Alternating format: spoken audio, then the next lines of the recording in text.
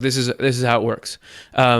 We're here, put our hands in our pockets, doing something. Right, we are doing something. Whatever we do, that's like that magnet to spirits in the spiritual world who are into that same sort of thing. So whatever it is, that attracts them. And once they're there, then they start to put their will behind it and get you to want to do that thing more and again. And if you keep doing it, the larger your crowd, remember how that ink, that metallic liquid just came in, more spirits see that and they come over like, hey, what's going on? What's going on? And that further reinforces the behavior.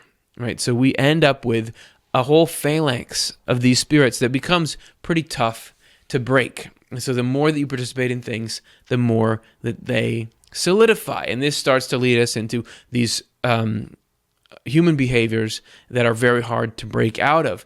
And so far we've been given silly examples, right? We're talking about looking at stuff on, or looking at butter, or sitting on the toilet. But it gets a little darker and a little more intense in Swedenborg's work. For example, there were spirits that tried to force him to look at unpleasant or revolting things as he was walking down the street. This is his words describing that experience. When I was walking on the street, they drew my eyes away to such things. Wherever there was filth, dung, or intestines, there they directed my eyes.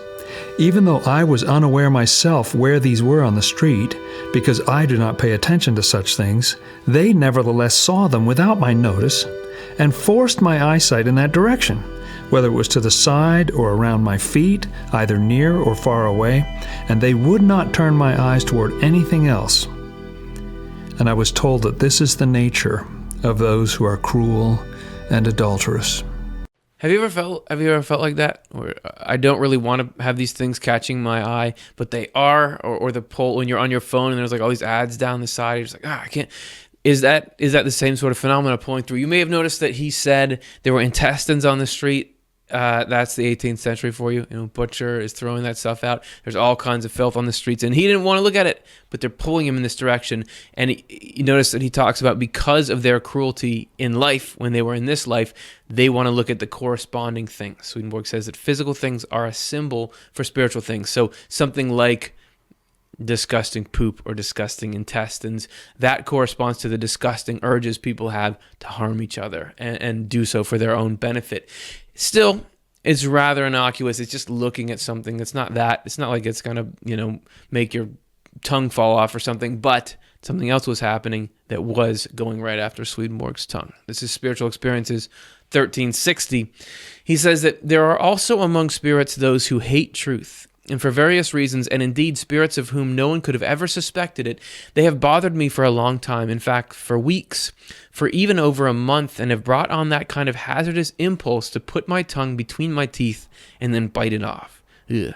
I've complained about this for a long time, finding it unbelievable that any person should be troubled by such an impulsive urge.